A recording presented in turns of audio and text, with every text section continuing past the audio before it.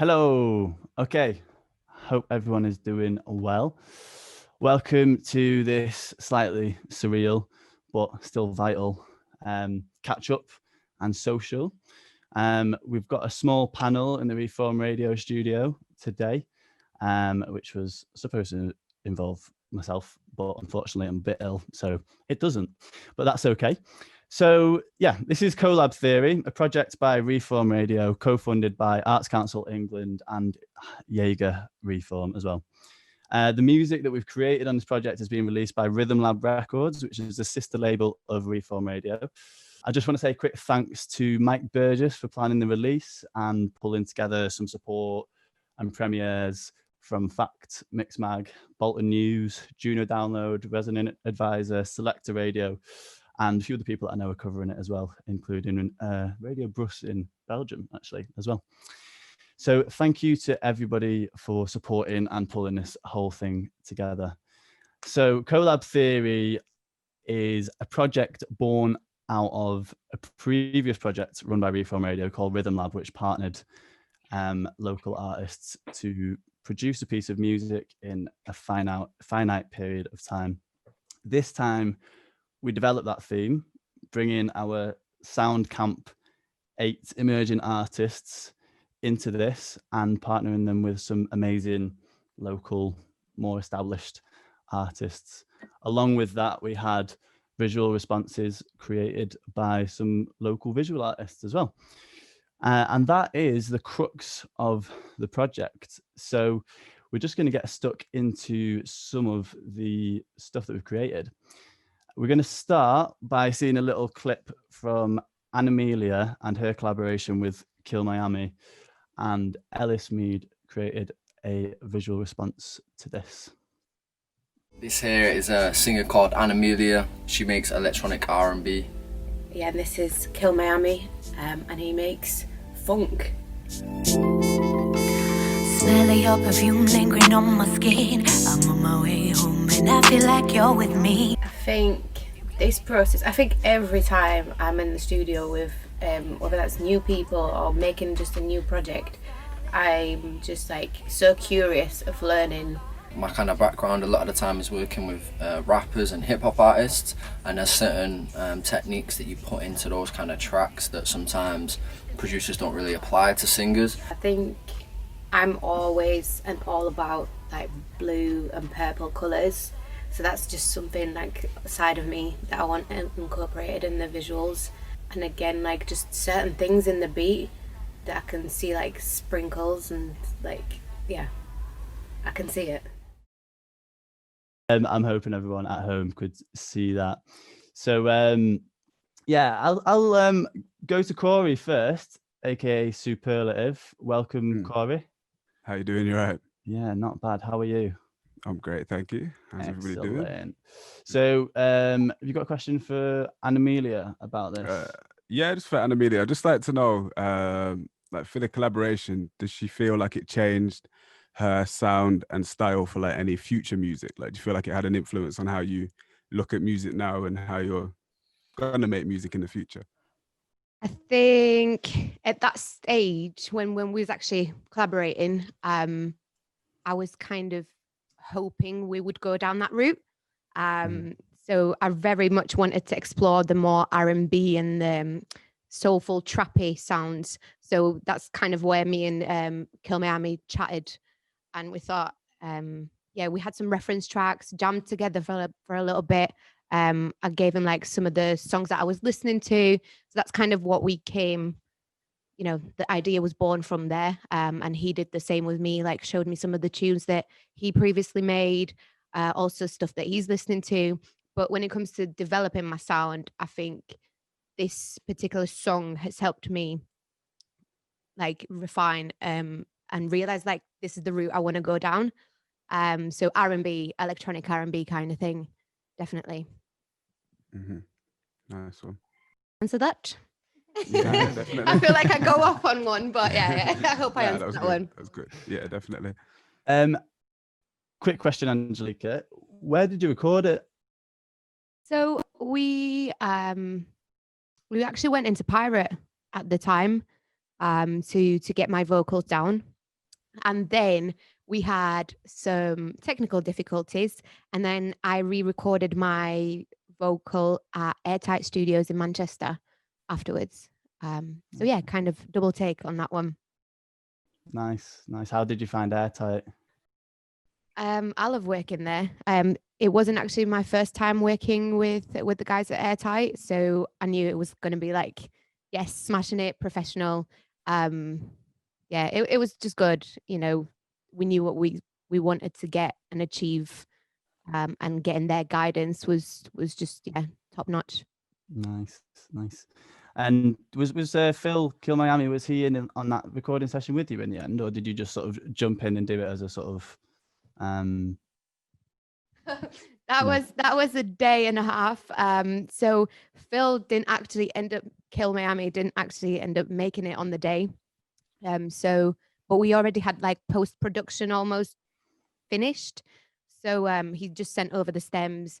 Yeah, and at this stage it was just me redoing my vocals so that it's like better quality as well. Nice. Does anybody else want to jump in with a question for Angelica? I've got a question, if you need. Because obviously you produce as well, don't you? So I dabble. Dabble. No, you more than dabble. You produce. Was it like, did you have opinions on the production of it as well, or did you kind of sit and be the vocalist? I do, but I think one thing that I've learned through this process is kind of to let go. Obviously I had someone that's a lot more experienced than me with me. So although I knew what sounds I was looking for, I did let Kill Miami just kind of take the reins with it. Nice. All right, cool. Thanks for that. Right, I think we've, in our little panel chat, we've all got the link we needed to be able to see what's going on now. So, we've ironed that one out. Great. Next, we're going to move on to having a little look at Josh and his collaboration with Malik Al-Nasir. And also, Malik brought along his producer, Tom, for it, I believe. And we had Nick Wood creating a visual response to this. So this is Josh Matthews and Malik Al-Nasir. Hi, I'm Josh Matthews. My name is Malik Al-Nasir. I'm a spoken word poet from Malik and the OGs. When I was first saw Malik's work, I was really impressed, and it's great to be working with him. It's put me in a very good position. It's made me a bit nervous. When I first heard about Josh's spoken word pieces, what I particularly liked about them was something very unique in his style. He has an ability to juxtapose comedy and seriousness in a way that I haven't seen done like that.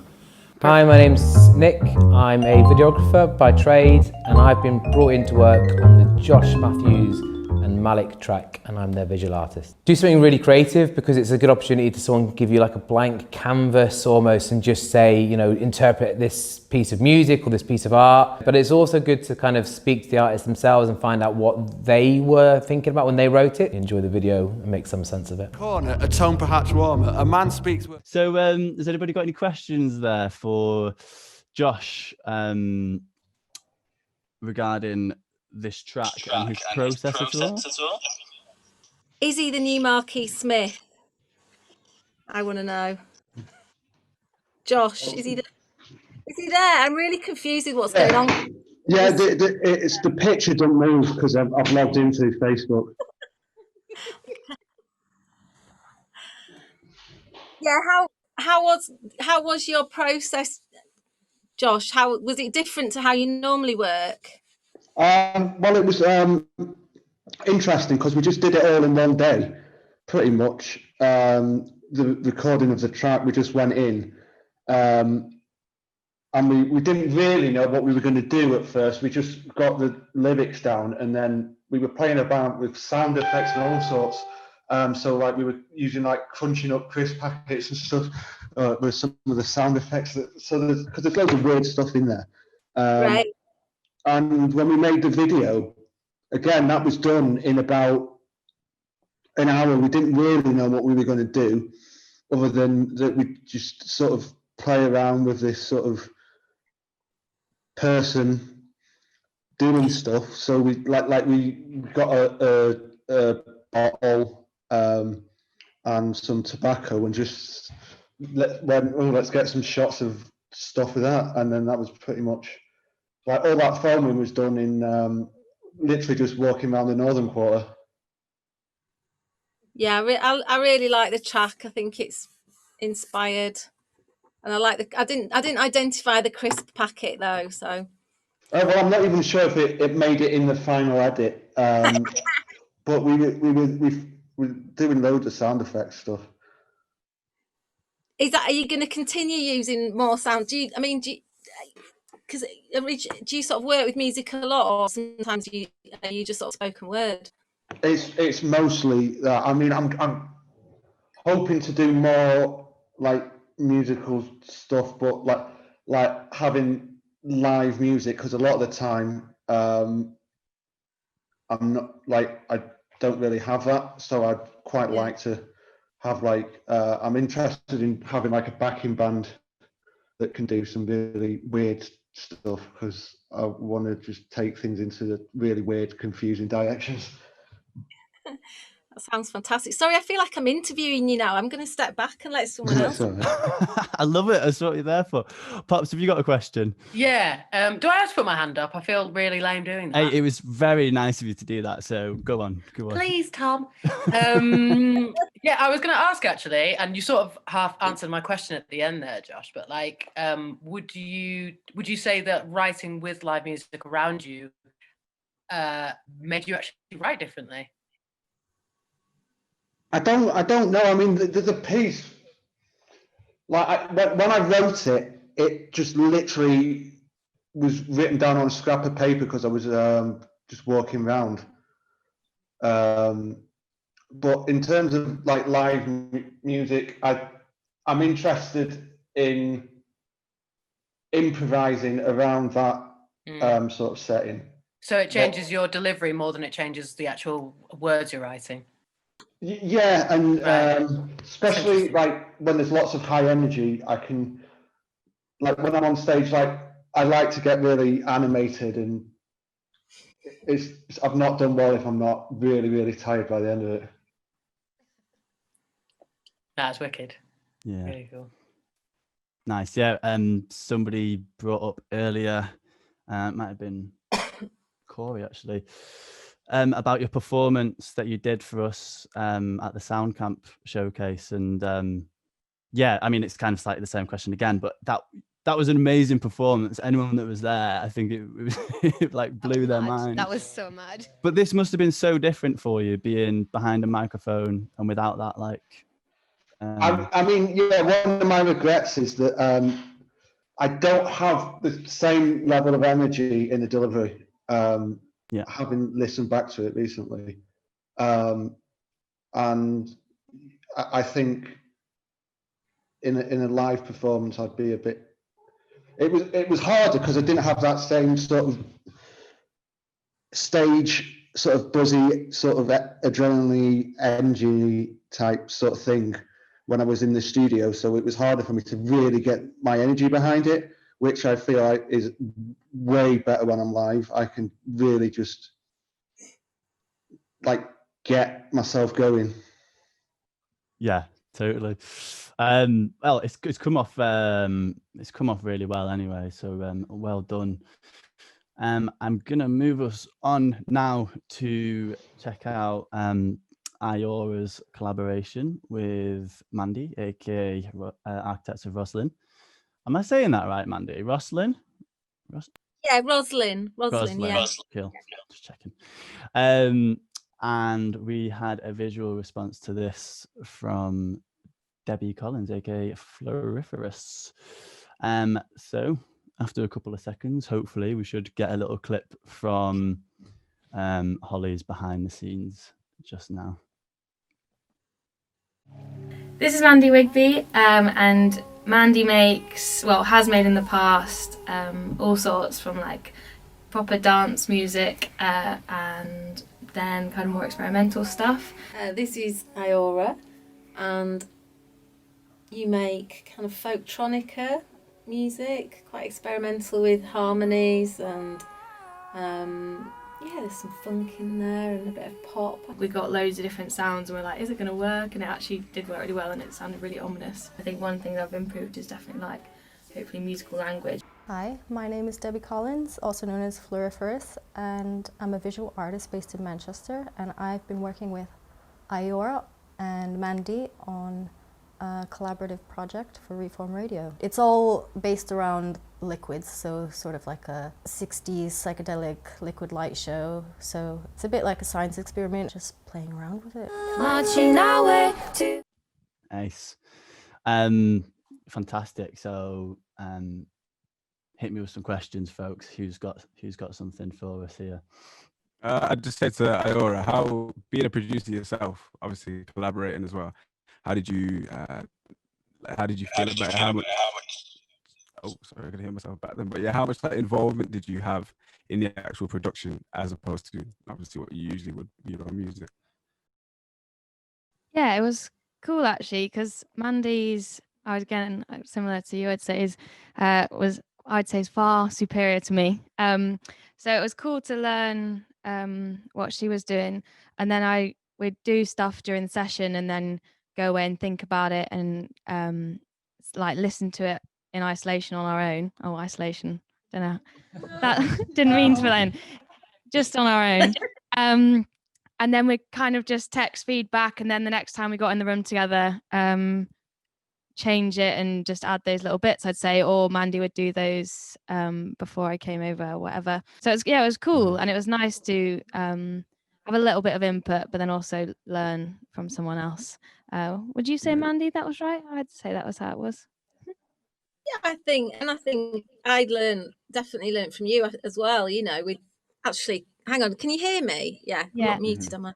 Yeah, no, I definitely learned from you because you're kind of superior to me on an Ableton, and we decided to do it on that, didn't we? So but it was good. We got to, you got to play on my hardware synths as well, and yeah, so try some other sort of gear out. Yeah, it's cool. It was a good, it was a good process. I mean, yeah, and it's trying to find that balance, isn't it, when you first work with someone, and you're both kind of producers, and you play a bit of everything, and yeah, it's like how do you find that balance? So I think we did, pretty well, considering we both have similar skills, but but Holly's voice is up there.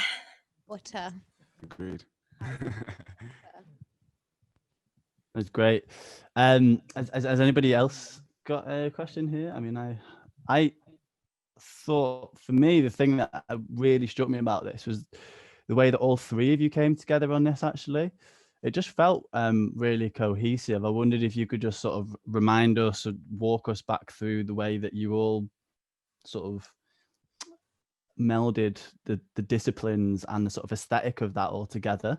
Were you all in the same room for a long period of time, or was it just like a short meeting between you all? How did that work? I think, I mean, my brain is just going back a bit. But yeah, when we first met, I remember that because it was in the studio here, and we all just kind of got chatting and we decided we wanted to make it a bit weird. And I mean, I suppose that sums it up, that our Facebook chat from the get-go was called The Three Witches. So we obviously wanted to make something that was slightly bizarre. And I think, I can't remember how we landed on kind of all being interested in like climate change and what's going on. I don't know, really. Do you guys remember? I think I remember us sending things. I think because I was working on a film at the time, the wider sort of themes of climate change, and we got talking, didn't we? But you're in Extinction Rebellion. Yeah, I drum. Yeah, so that's actually how. Yeah. Yeah, and then we just kind of felt all the fires were happening in Australia as well at the time, and I think it just seemed. Well, I mean, it's we've got to deal with it, haven't we? And we really wanted to make something, a piece of music that was that kind of said something, that had a bit of a message. Yeah, and Debbie's and visuals like were just amazing, weren't they? When we saw some of those, I think we just were like, wow, they really translate well to what we're trying to put across. So because Debbie worked somewhere, you kind of, we sort of knew you from Chorlton, didn't we? Where we sort of remembered where you worked, and then but yeah, so you do you want to sort of talk about how you worked with the visuals with us? Right off the bat, from our first meeting in the studio, the ideas that we tossed around gave me a bit of a direction to go in, like the whole witchiness. I kind of think of what I do as spells in a way anyway, because it is very like enchanting. I guess, yeah. But it's just a lot of different chemicals and things like that. So it literally feels like I'm above a cauldron sometimes, but a bit more scientific, I suppose. And so that already, I knew that what you guys were going to do is going to work with what I do. And then once we got into the climate change concept, that just sparked even more ideas in terms of the materials I was going to use and the colors that I wanted to use for to convey the concept. Yeah, and we talked about, we were kind of drawing MIDI notes in as well. We were drawing like icebergs into, you know, as parts, and then putting them through synths and seeing what the sounds came back at. And weirdly, you know, it's kind of, if you start drawing things in, you'll kind of go, oh God, that sounds really, somehow that sounds like an iceberg. Or we have these kind of edgy little synth sounds, didn't we? That sort of worked from that. That was our kind of starting point, I think. Yeah, and then as you guys developed the song further, you kept sending me like different versions of the track, and so as I heard the different versions of the song, I could, you know, develop the thing a bit more. So like when you mentioned the melting glaciers, I ended up printing, well, first I photoshopped some pictures of melting glaciers and made them a bit more abstract, and then I printed them on transparencies and then used those in the visuals to have a bit of an abstraction of the literal glacier that you built into the song with the MIDI in the visuals as well. Yeah, right. Yeah, really, it really worked. I've got a quick question. Would you guys work together again? Yes. We have. Okay. In fact, we need, so at the time we were working on the Reform project, I was working on a film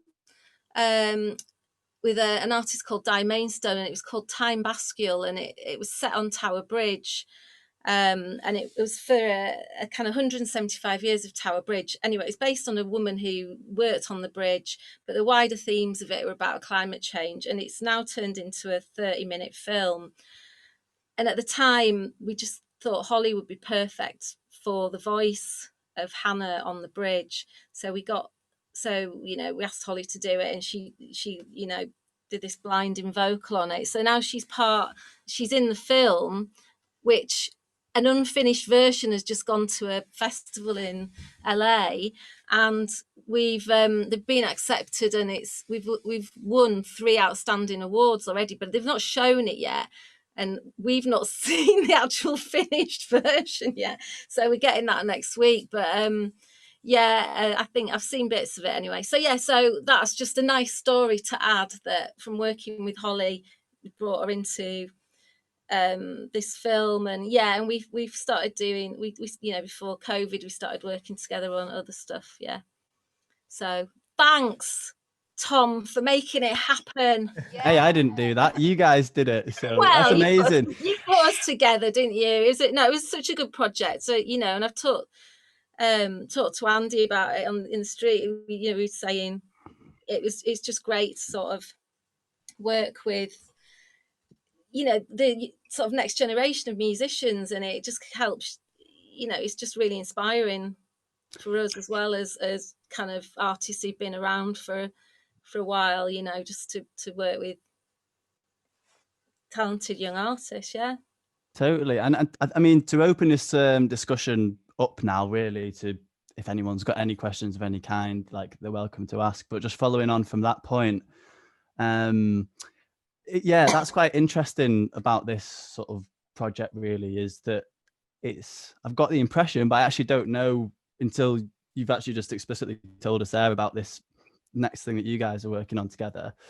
I've heard like utterances of other artists and collaborative teams within this project wanting to work together in the future.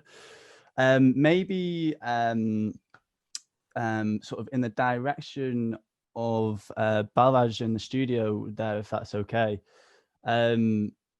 Your track with PERiiSU is fantastic, and that was another one that felt like a really good meeting of all the three sort of different sides of that collaboration that came together.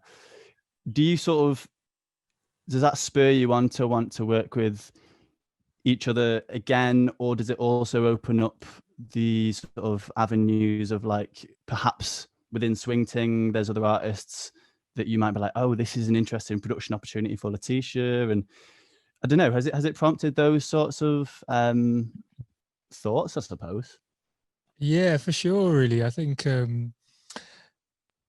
like myself and Letitia have been having conversations, I think, like about what other music that we're working on. And I think, yeah, it's just been kind of a cool process, I think, just to kind of echo from what kind of IORA and was sort of saying, that it's just sort of brought people together really in a way, and like kind of connected people together.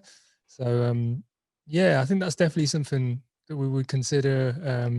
I've been speaking to Tish and trying to see what she's up to, but I think even if it's just kind of supporting each other, like with the the rollout of other projects and things like that, do you know what I mean, and sharing contacts and names of DJs or journalists and stuff like that. We've been sort of having those kind of conversations, so I think it's kind of nice to sort of, I guess, pass that knowledge between each other maybe a little bit.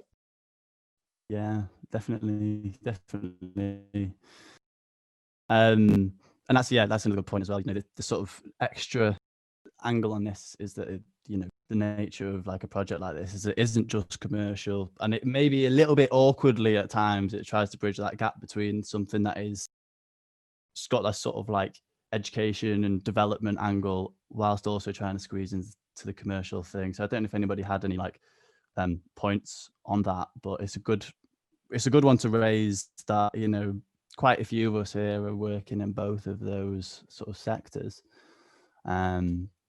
So it's interesting to sort of meet, just like widen the community, I suppose, of people that we know, for any opportunities that there might be. Can I just add? I just wanted to add that for me, having sort of worked in music in Manchester for quite a long time, and in the past, people had studios in Sankey's.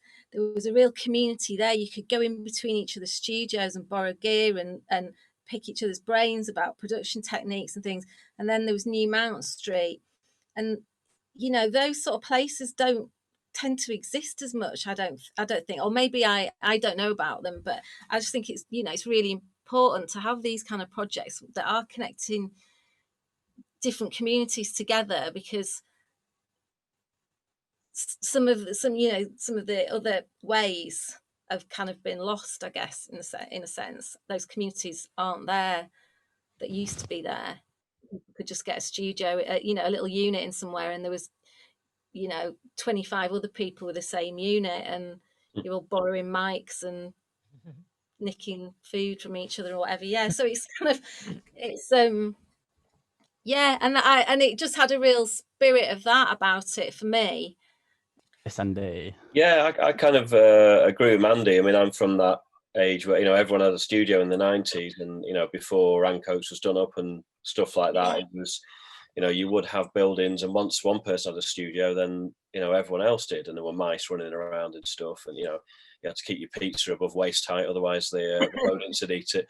But what I think kind of made up for that was one of the things about Reform is that already acts as this kind of hub that's bringing different people together. I mean, obviously through all the mentoring, through all the training, Anytime you go into the Reform studio, there's loads of people there, there's a chance to meet people, but you also get a feeling that everybody's really behind what Reform are doing, whether they're working there or whether they're just passing through or whatever. It's definitely doing something really positive, which is kind of maybe filling the gap of what used to happen naturally when things were a bit cheaper, or maybe just, you know, Mandy and I are a bit old now and don't know what's going on, which is probably just as likely. But I think, you know, that this, you know, we haven't really mentioned that, you know, how important Reform has been as part of this whole thing. And then, you know, the moment you asked me, do you want to do basically like a, you know, a collaborative thing that's, you know, involving Reform, it's like brilliant, yeah, because they've, you know, from the year dot, they've been, you know, supporting local talent, bringing new generations up and getting, you know, kind of mixing people up just naturally because of you know, the way they are as an organization.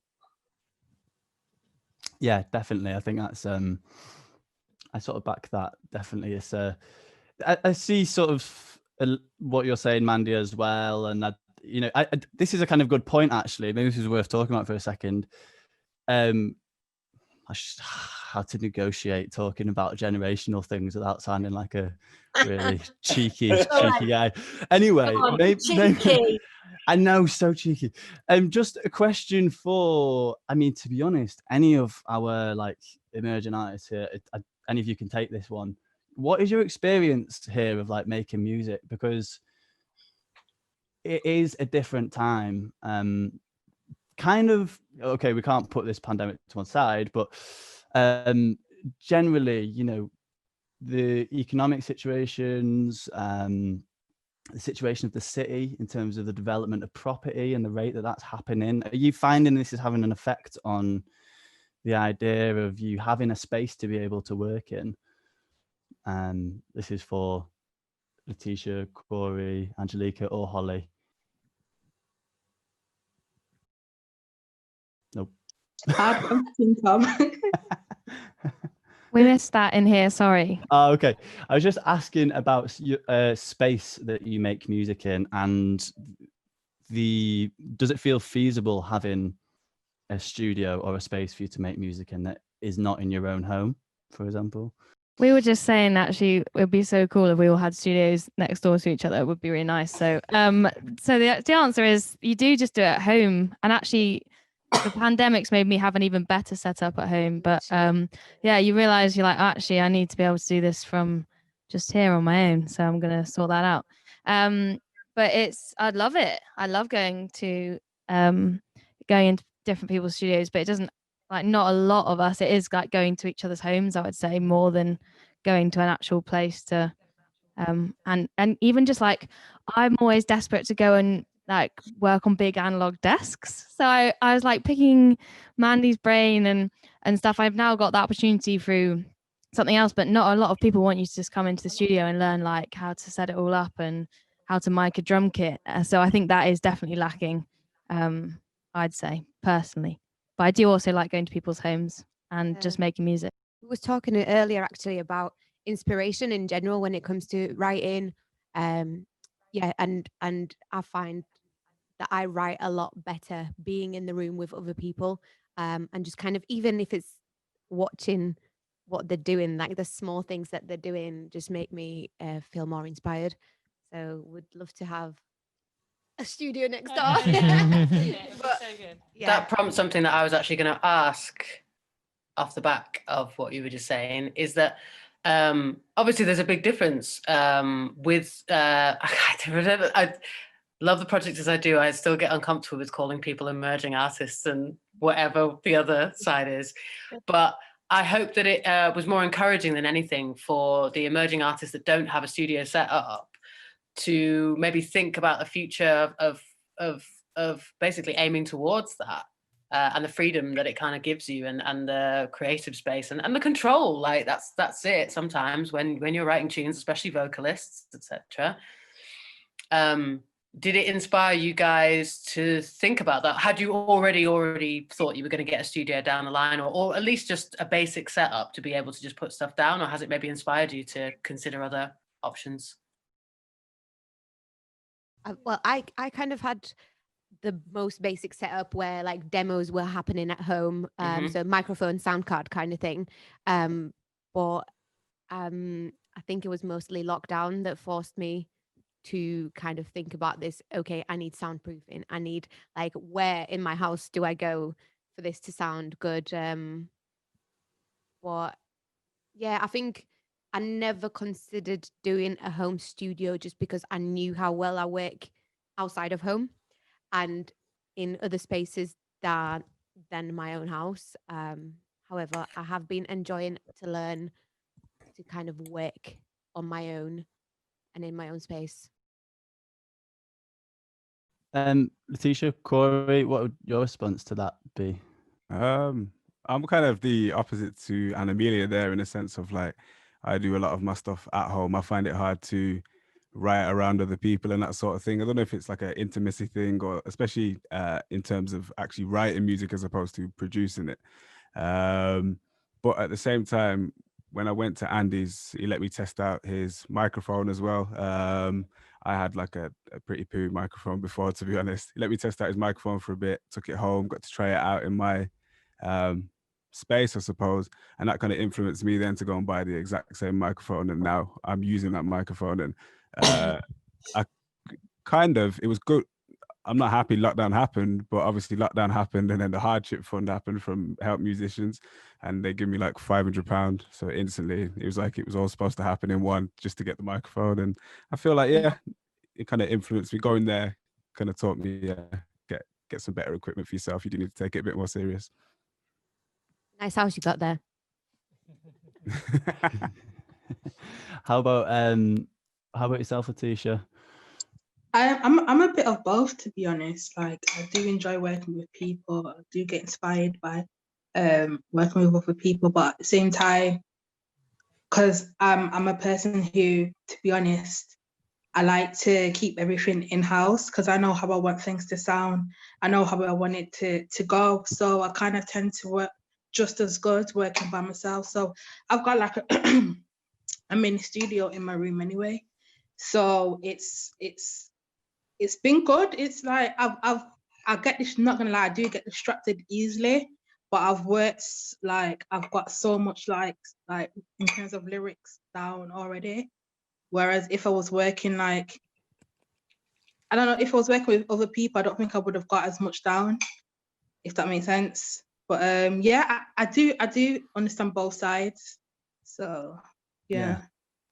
Interesting. Josh, I'm kind of presuming that a studio isn't a consideration for you, but maybe I'm wrong.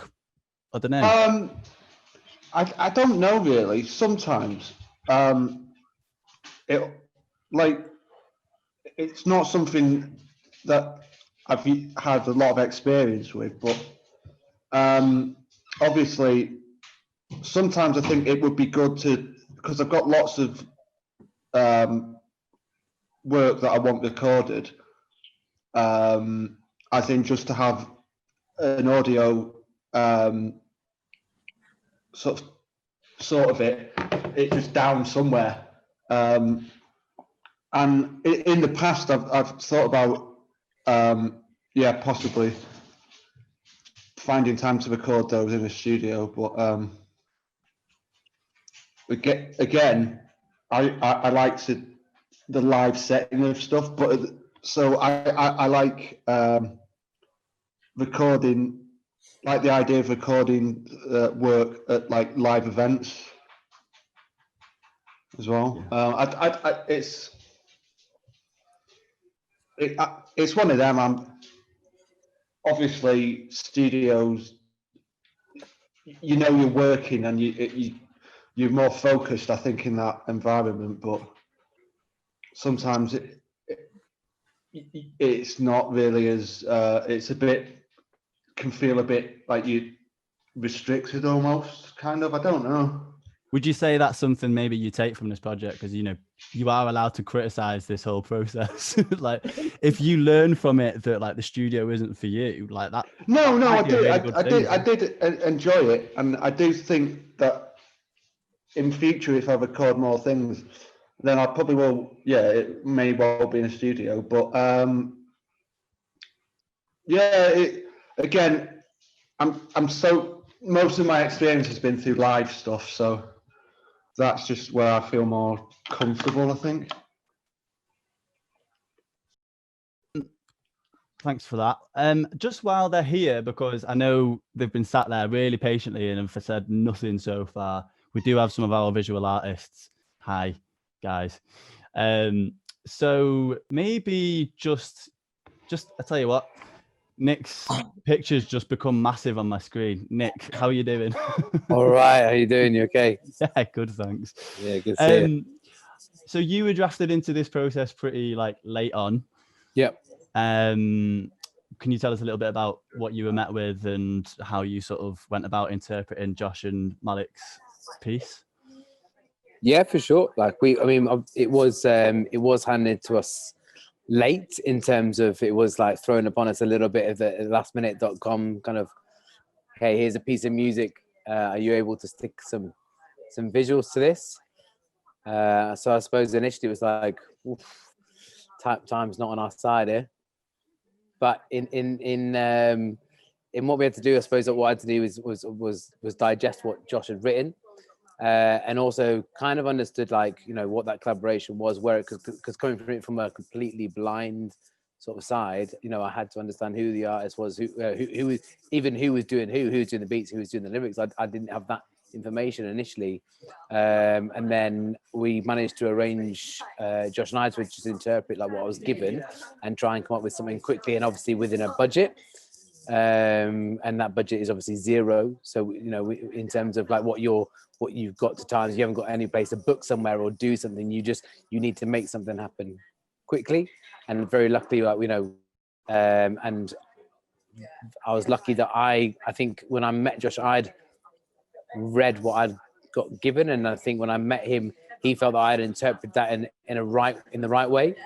So what I had with the ends and the means of what I had at my disposal, I hope that we was able to make something reflective of what they initially had in mind when those two people together, completely independent of, you know, any input from myself. So we said to make it work in the time frame, and I hope that it kind of was representative of whatever they had in mind at that point. So yeah, I think it felt like they certainly fitted, and you know, it's good that you brought up the being thrown into it aspect as well, because I mean that just happened. I mean, that was something that was out of everyone's control, and it was like, yeah, but that's again, that's one of the realities of these sorts of processes when there is a time limit on it and this sort of thing.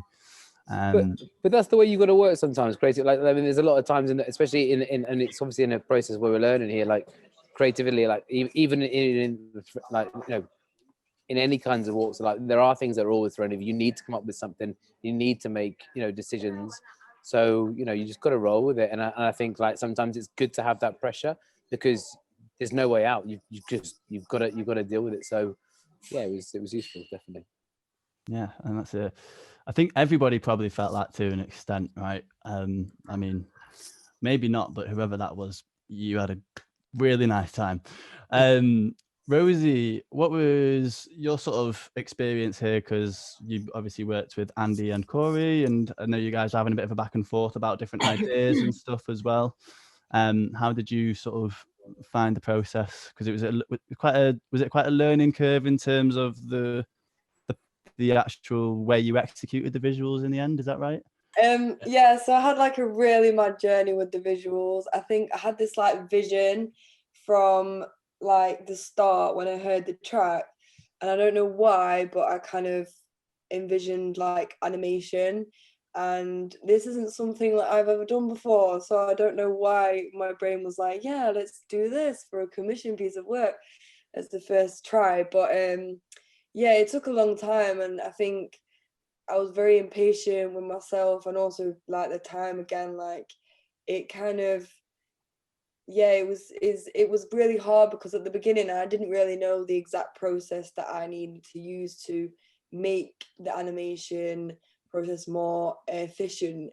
So I was doing a lot of like hand drawn digitally on my iPad, but hand drawing on Illustrator, and then scanning that through to my computer.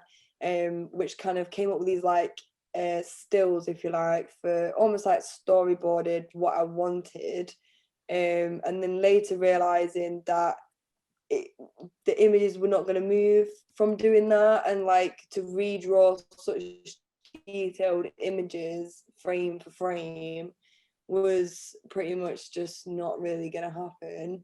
So it was about like revisiting different techniques, and like we got Virginia on board, who was really great at like just kind of pointing, here you need to do this, and if that happens you click here, and it's kind of just the process of getting to know new software, and that was very daunting, I think, very scary and quite stressful, but I knew that I was diving into the deep end, and I kind of wanted to challenge myself, so I think it was all worth the stress, and I've learned endless amounts. I can't even tell you how much I've learned in this process.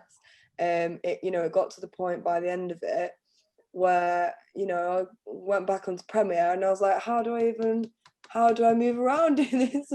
Because it's been using After Effects for like a good while. So, I think it's definitely pushed me to want to do more in After Effects.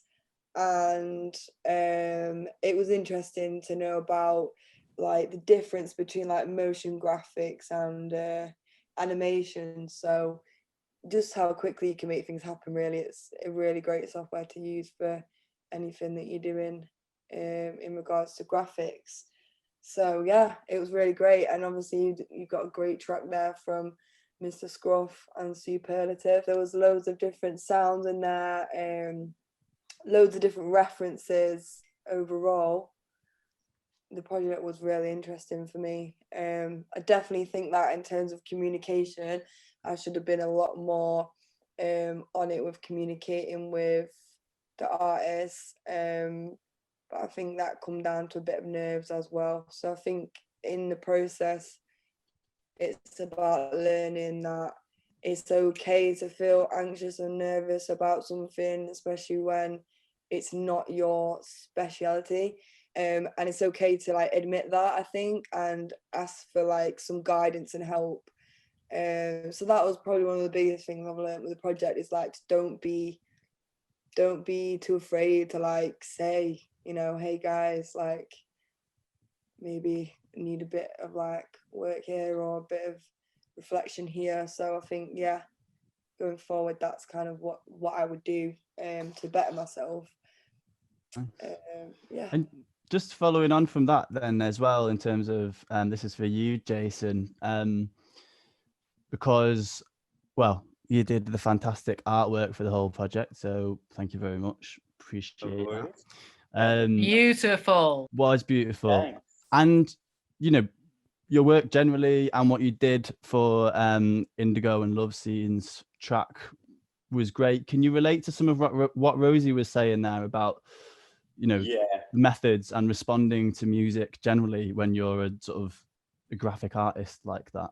Yeah, so I mean, I do animation all the time, and one thing with animation is you always start something and think, oh, this might take a couple of days, and then 2 weeks later you're working on the same thing, like the same shot, and you're like, this is just not manageable. So I can completely relate to that, and After Effects is a wonder for that, making things move like really quickly. It is brilliant. I can also relate to what you were saying about it being kind of intimidating. I was kind of anxious actually coming into this, and I work with a lot of musicians on work, but the thing for me is I never meet them. It's all online, and it was one of the greatest things for me about this project was I got to go sit in Pops' room and watch them two like play around. And Tell them what you did. Tell them what you did. Tell them what you did. I broke your bedroom door. To be fair, you did not warn me it was broken until I was pushing it. I stitched him up. Made it look like it was him. And there was a snapping sound, and it didn't sound good. But yeah, that was lovely having you there before you did. Yeah, no, it was really great. It was really great to see how people work together, because I have like a shared artist studio, and I get to see other like graphic artists, animators work and things like that, but I never get to see musicians working. And there's something about like watching musicians like play. It was really, really great. Like, cause it's more instantaneous, I guess. You can like play around in the moment. Whereas like an animation, I might have planned a shot and it will take me a week to do it. And then I'll hand it over and then be like, oh, if you don't like it, I've got to go back like a whole week. Do you know what I mean? And I think it can be kind of intimidating to hand something over when you've spent so much time on it.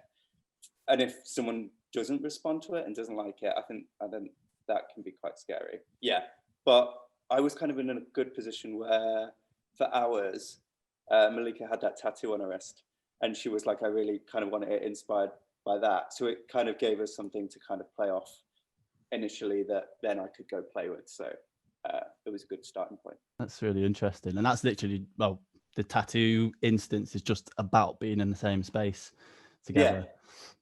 Yeah. I think that's the thing that I would, well, probably all of us would prefer it if we could have all spent a bit more time together socially and also not been as restricted time-wise. So we can thank Reform for putting that in the bid, can't we? But yeah, it was a good challenge.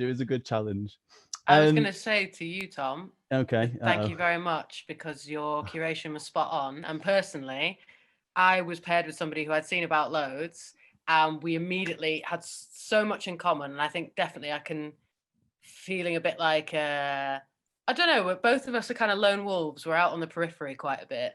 And sometimes that can feel like a bad thing. But when a real song came out of this, like an actual song that we both connected with, I think I realized, yeah, I got so much more out of it than I expected. And I'm sure everyone else did. So thank you for being the wizard. Hey, oh, welcome. I mean, all of you here are here because I know you, I've met you, I've seen you, or I know someone that knows you. So it really is just the tentacles of our own community, and that's what feels really nice about it. So actually, if you do have that experience of it, sort of solidifies or like sort of restores your sense of place in that a little bit, I think that's probably one of the most important things out of it all, really. Yeah, it's a bit of a shame we couldn't like build on that with having a little bit more time all together for the social stuff. I could make excuses about the pandemic, etc., but I'm not gonna. But that's useful for going forwards with. So yeah, and I think that would be maybe something interesting to touch on next. I'm just quickly going to say for all of us here and anyone tuned in that all the videos to all the collaborations are going to be online in 1 minute. Roughly. So you can go and watch all of the sort of behind the scenes in the making of all of the tracks from all of the artists and visual artists online via Reform Radio's Facebook and YouTube. And are there any other questions just between us all about the project generally that anybody wanted to ask each other? Here, I have something written down. Like, let's do this again. Yeah. Again, and like mix it up a little bit more, and yeah, let's just carry on. There's less of a question, more of a statement, but I'm totally behind it. Letitia, you had a question for Andy and Corey, didn't you? Yeah, it's just a quick question. I just want to know what the process was like for you two guys, because as you know, the track's been doing really well. It's a mad track. So yeah, I just want to really just want to know, how was it for you guys? Like, I'm guessing the chemistry was already there, but I just want to know how it was. Do you want to go first, Andy? Or you go first. I waffle. Okay. For me, obviously, I'm a producer already, PERiiSU. So I feel like I went in as a rapper and thought, okay, maybe Andy's just I'll let Andy do the beat, and do you get what I mean? And I'll just rap. And then when I got there, I realized after we'd met each other and that sort of thing, I thought this is going to be very much not the case. I know that I'm going to be getting involved in the production, and he's not in the space. I thought he was in the space, and I was going to say, you'd be able to see this nice little chopped down, like organy kind of, I don't even know what it is, but he kind of had that there. He just set stuff to record and was like, okay, we'll kind of just play for 30 minutes and jam and see what we come up with. And I can remember like there was these bottom things on the floor that were kind of like the bass notes of this organ-y thing. And we were just messing about with that, I suppose. And Andy was playing, like, he's got all sorts of stuff around in other places. So he's jotting about on this little piano and this thing. And I think we kind of just had that 30 minutes worth of jamming and compiled it down until eventually it just became, I think at first we had this like 3-part song maybe. There was like a bit that we really liked, so it was an intro, a bit that was like really nice, and then this wild bit at the end, which was kind of like the rest of the jam. And yeah, it was just kind of mad. I think as another producer going into another producer's world, I feel like we maybe learned stuff from each other. I'm not too sure if you'd agree with that, Andy, but I feel like, yeah, I definitely learned a lot from Andy, and it was a really great experience. Yeah, I think it was good fun. I think when, you know, the obviously having Corey as a guest in my space, if you see what I mean, and I think, you know, obviously with the intention of the project, I suppose, for you know, the more mature artists to take the lead slightly, I think, you know, it was just like, look, let's relax, set the scene, here's all the stuff, have a play. Because for me, it's like I think with any working creative situation, as long as you make it comfortable and make sure everything's working, like you prepare everything, like make sure I'm not like, oh, just give me half an hour to rewire this drum machine or whatever. Everything's switched on. Let's just press record and then let's just relax and play. And because then you're kind of letting things just happen and you're bouncing off each other. And I think that's really important, rather than going, okay, I've listened to your music, I have this idea of, you know, what we could do together, because that kind of probably kills off half the, you know, half the possibilities. You need to create space for happy accidents. And then when you both look at each other when you've just done something, it's like, yeah, that's it. Because I remember, you know, Corey was on his hands and knees pounding the bass pedals with his fists. You know, and a little cheeky 2-note bass line. I was like, that's the bass line. He's like, yeah, okay, right, next. But, you know, when we're having fun with percussion, but that's where all the daft little sounds came in the track that then, you know, Rosie was like having fun with in the video with all the, you know, like razor sharp edits. So it's kind of like, yeah, for me, all the final tune kind of reminds me of all the fun we had while we were making it. And I think although you're trying to produce things, sometimes you got to be careful when you're producing not to iron out that energy. And for us, first time in the studio, you want to capture all these little moments and like little side glances and kind of, oh, what about that? And what about this? But then obviously that's one thing for us. And then it's one thing we can't do is hear it as if we've never heard it before. Like, well, how is this piece of music in this video coming across to other people? Which is, you know, obviously the thing with any creative, you know, the creative exploit. But yeah, I found the whole thing really enjoyable. I'm definitely going to work together with Corey again. I think it was just easy and it pushed us both in different directions. And I think it's just working, you know, sussing each other out, but not in a kind of restrictive way. Just like, look, let's just, you know, if we do something really bad, no one else is going to hear it. It was great.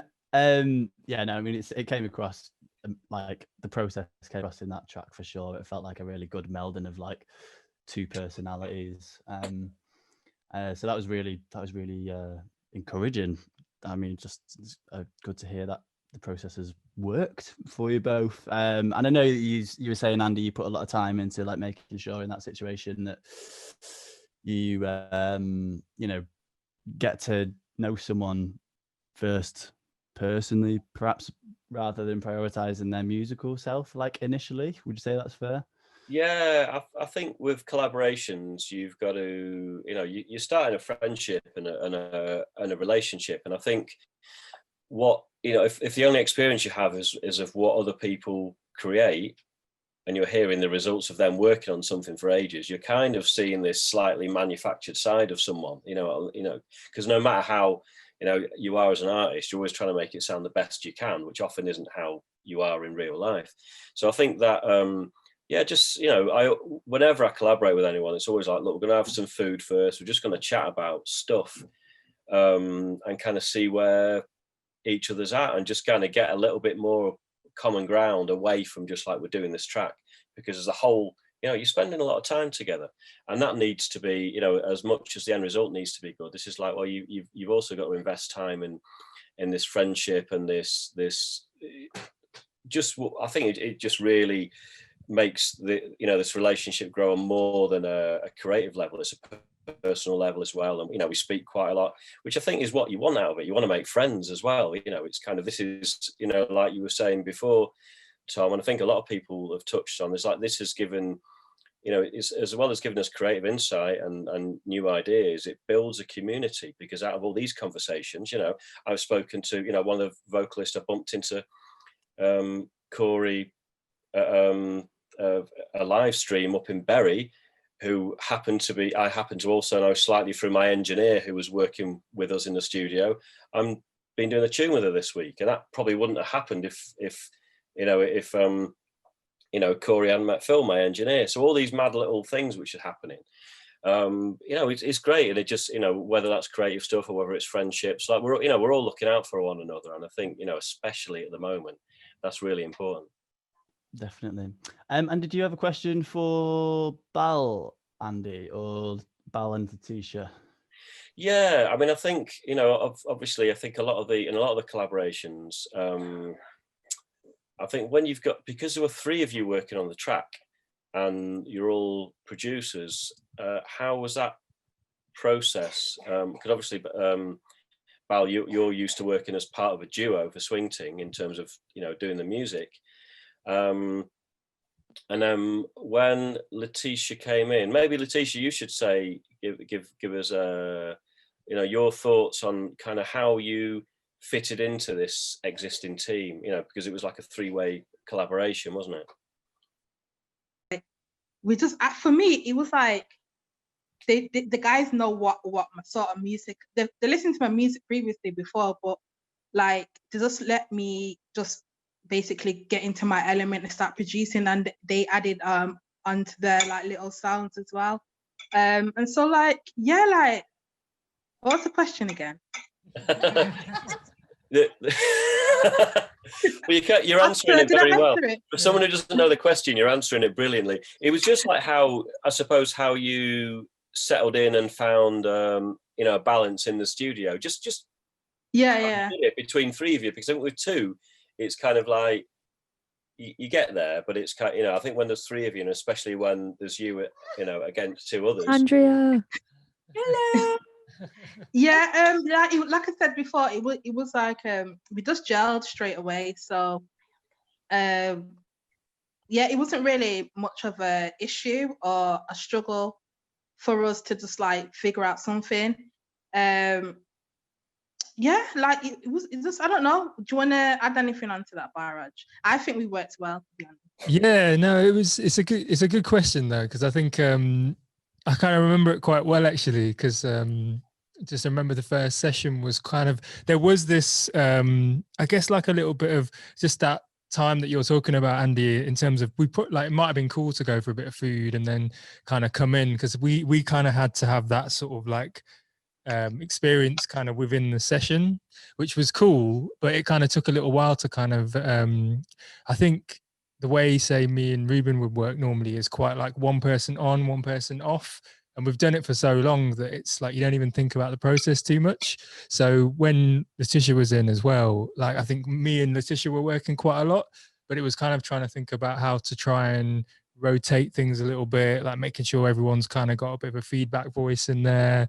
But it actually worked really, really well, actually. Similarly to what you're saying, I think Tish sort of ended up going on like a synth we have, like a Juno in the studio, and just like played these keys.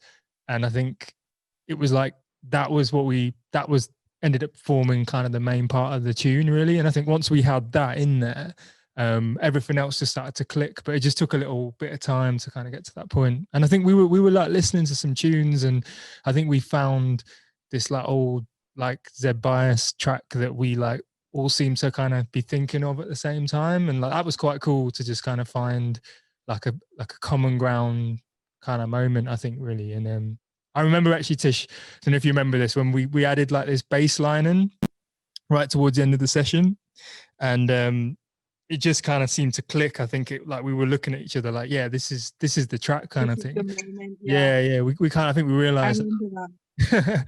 And Because like when, sorry to interrupt, but like I no, do go in, remember jump in. Yeah, so like when we first started, we were kind of struggling at first, didn't know which direction we wanted to go. But when we added that bass line, it was over. Like we thought, okay, this is it. We know what we're doing now. We're gonna like literally smash this, and we did. So yeah, like I think sometimes just one little like change of like could be like a, even with the synth as well, like we were struggling what chords to like to play, but like maybe like I think it was like one chord or a couple of chords are played, and then it just after that it just gelled together well. So yeah, man, it was like a really good process for me. Yeah. No, for sure. And I think yeah, just after that, really, I think that was all in the first session. So I think after that, we just spent the other sessions just like kind of arranging the track, really, to be honest. And it was kind of, it wasn't, we ended up having a bit of spare time, even I think, where we were just tweaking, and we even got to play it in a club. Who remembers that, really? But it was we got to play it on a sound system just and then went back in again and tweaked it again. So we actually got to kind of refine it quite a lot, which was quite cool. Which is often what we would do with our production. So it was kind of nice to do that with Tish as well. Just like give it a proper sort of like in context kind of test as well. Yeah, sure. definitely. That's a really good idea. That definitely, to put it in the space that you're sort of designing it for. I think that's really important. Belle, I've got written down you had a question for me, which yeah, it was to be honest, you've sort of, I think Pop's kind of mentioned it a little bit before already, but just about it was more around like what did you, because you mentioned about the hours being in there, but from your side, how did you find working with everybody, and like I think how did you sort of go about partnering people together, and you know, were there sort of real highs, or like were there particular challenges, and is there learning maybe for yourself and reform for like future project maybe? Yeah, definitely. I mean, to be honest, the idea of curation for me is like really exciting anyway, because it kind of puts you in that sort of DJ set mentality a little bit. So that's a really exciting prospect of it. And I think, you know, you use that sort of musical judgment, like you might use the judgment of whether two musicians are going to work well together in a band, what their like, you know, stories are musically, and whether that you can see that melding in some way, and sometimes you just don't know. So that's exciting. I sort of was really excited when Sam came to me to ask me to do this, also because I knew all of our like artists as well beforehand. I think that was probably quite important, having done sound camp with all you guys, having spent a year of our lives together in some capacity. Yeah, well, it just meant that I had a bit of a behind the scenes of your journey already, so that was quite useful. So that's exciting. You know, the idea of operating within your own like community and local culture is yeah, that's it's like I feel amazing, to be honest, when you guys say that there's more to this than just the tune, and it's like the community and the friendship that you get out of it, because that's always what my experience of music has been. It's been about it's kind of family in a way, so it's quite important sort of know that, and just like family, you have differences, and like, you know, sometimes you fall out and all of that sort of thing, like your relationships are all over the place, like, so that's also fine and that's human. What would I change about it in terms of my own experience? I wouldn't put myself in it next time, actually. I would just stick to being the curator, because I think that was one step too far. And even though I'm sure Rodders, who I collaborated with, would probably disagree with this because he'd be kind, I think maybe that was a bit too much in terms of my experience of working with him might have been diluted by the fact that I also had my eyes on everyone else, and my ears on all of your guys' processes and sort of trying to take in anything that you guys would say to me. So that's what I would probably change about it next time. But would I do it again? Like, definitely, because it's yeah, it was just really exciting, isn't it? And it's great that you all sort of wanted to be a part of it, and the variety, I think, was exciting. The other downfall I would say is that I have like my producer head on, my style of music and my process. So Josh, for example, like that was my sort of interesting effort to try and get you and Malik to work together. I thought, okay, hopefully there's something there. But if I'm honest, I don't come from that school of thought. Like, I'm not a poet, so I actually don't know. So that is a little bit of a guess for me. But yeah, you know, that I've learned through that as well. So yeah, no, it's been really interesting. Glad you asked that question. Cheers. Yeah, that was really interesting. Yeah. Okay, cool. So a couple of other questions before we wrap up. I know we ran over a little bit here. If anybody needs to boost, just say so. But there's a few questions for Poppy, maybe. Andy or... Yeah, Andy? It'll be music related. You're all warned. Yeah, go for it. Right, okay, I've got a question for Pops. I mean, first of all, I mean, this tune from when we first got together in Reform Radio, not Gorilla, and heard the demo, that just blew me away. It sounded finished already, kind of raw, but kind of like, hang on. I think, you know, everyone was looking around going, maybe we should go back in the studio and tweak a bit more. But I think, I mean, what I'm saying is that sounded like it came together really naturally. And it's just kind of so accomplished, but also so, I don't know, it sort of feels classic and odd at the same time, you know what I mean? There's loads of quirky bits, but they're not like, they're not just tacked on.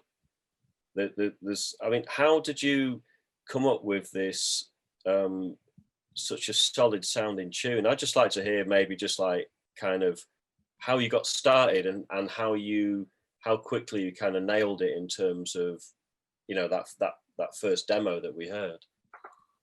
Thank you for all the kind words, and thank you for playing it as well. I haven't even said that to you in person. It's funny actually that you mention it, because I hear what I'm going to write in my head before I do it.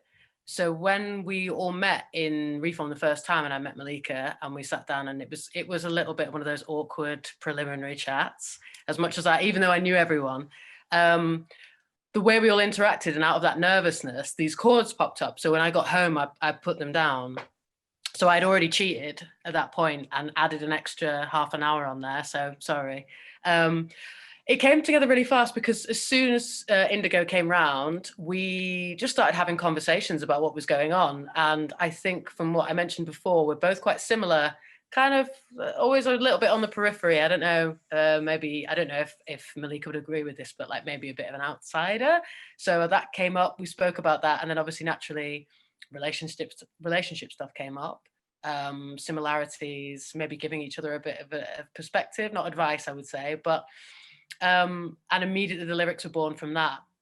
And watching Malika come out with these lyrics as well, and I think that first session was when most of it came together, because we were really just bouncing off each other very, very fast. I played her the chords quite nervously, and because I'd already kind of studied what she made, and I really liked how cosmic her sound always is. So that's purposefully what I wanted to do. I wanted to come up with something quite kind of solid and very classic, as you say, and then let her weave the kind of cosmicness into it and follow her lead. So yeah, that's kind of what the first two little sessions were. And it just, yeah, I think we pretty much had it sorted from then. It was just a case of mixing and just little fiddly bits as well, and the harmonies, putting those down. But yeah. No, it's stunning. And one more question. When are you going to do another tune together? I was just thinking we should. It's been quite a busy one for me lately, which I always feel strange saying during lockdown. It shouldn't have been like that. But I think really, hopefully in the next couple of months, I'm going to give her a shout. She's very elusive though. I like it. Yeah. But yeah, it would be great. There's a couple of things I've been messing around with that I actually think I've had her in mind. So I probably will send them over. And then, but obviously, I think both of us like being in the room with each other, so that might be a little bit of a challenge, but we'll see. We'll bounce it back and forth and see where we're both at. But yeah, I would like to say before the end of the year, but whoever knows. And where are we in the year? What month is it? Yeah, that's true. That's true. Well, if it does drag on a bit, just get Tom to email you both and give you a deadline. Yes. I'll give you 8 hours this time. There you go. You got 7 hours. And you're not allowed to cook for each other either, okay? Debs, you had a question for Angelica, right? It was for anyone who wants to answer it. I was going to ask Pops because I know that she plays with a band, but basically if or when gigs do come back, is the track that you made on this project something that you're going to be performing live at any point? That would be real nice, wouldn't it? Yeah. I'd love to. I think the band would love it as well. So I'm going to answer on behalf of 4 other people arrogantly on Zoom and say, yeah, defo. Same with like Holly or anybody else that wants to answer it, who performs live. Is that something that you think you do? I feel like we should try, Mandy. I'm not sure how we'd do it. We could just have loads of nights, but it'd be great. Give it a go. Yeah. I'm just trying to think. Yeah, we'd have to come up with something, some kind of weird stage design. Debs. I'm here for it.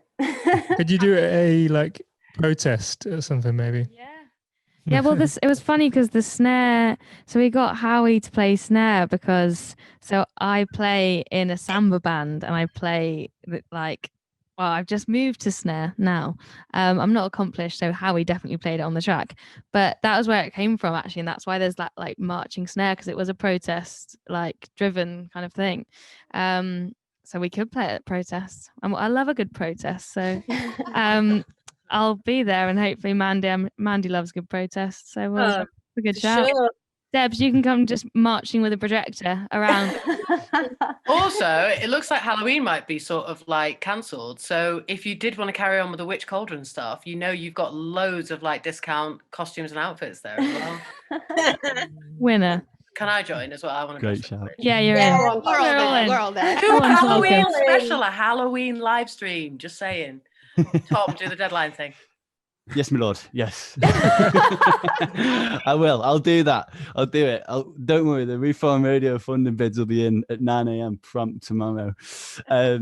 Angelica, well, how about yourself? Do you feel, because your track was a very, studio-based track, like they all were. Do you see yourself doing, like, reinterpreting that in a live capacity at all? Yeah. So I love experimenting with live music. I do have a band, and I often work with hip hop and a lot of electronic production. So and kind of then make adaptations of those songs into live versions. So I am already working on that with my band, and hopefully we'll be doing some sort of a live stream soonish. So yeah. It'll be interesting seeing how it translates. I've always found that an interesting process, and sometimes you just got to suck it up that it's just going to be different, and that's cool as well. I love it. I loved how I just jam with my friends and they're all on instruments and just make my song completely different. Just messing around with instruments and being in the room with musicians. Although we're not going to be in the room together, probably. We'll see. Thanks so much. Everyone, it's a shame to have to like wrap it up on Zoom, to be honest. Do you know what I mean? Yeah, it'd be so nice to be able to actually like be somewhere and just have a chat and listen to stuff and or whatever. Hug you all goodbye. Oh no, hugging everyone. But maybe maybe in the future, who knows? But it is out now, so well done for like creating the music, for having a good time, for having a difficult time. Thanks to all the visual artists for being there the whole way through or coming in at the last minute. All the different sort of experiences and processes. It's all been like really interesting, and I hope everyone's like learned as much from it as I have, basically, because it's been good, and it's felt like a nice sort of solidifying of I don't know, just like musical allies really, and around the Reform sort of hub, which is a really nice place for it too. So yeah, thanks Reform, thank you Arts Council England, thank you Jaeger Reform, and thanks all you lovely artists as well. Lots of like virtual hugs everywhere. Much love. Thank you. Thanks, All Tom. right, have a lovely night and Thank you, everyone. stay safe. See you soon. I'm going to just go out around the applause.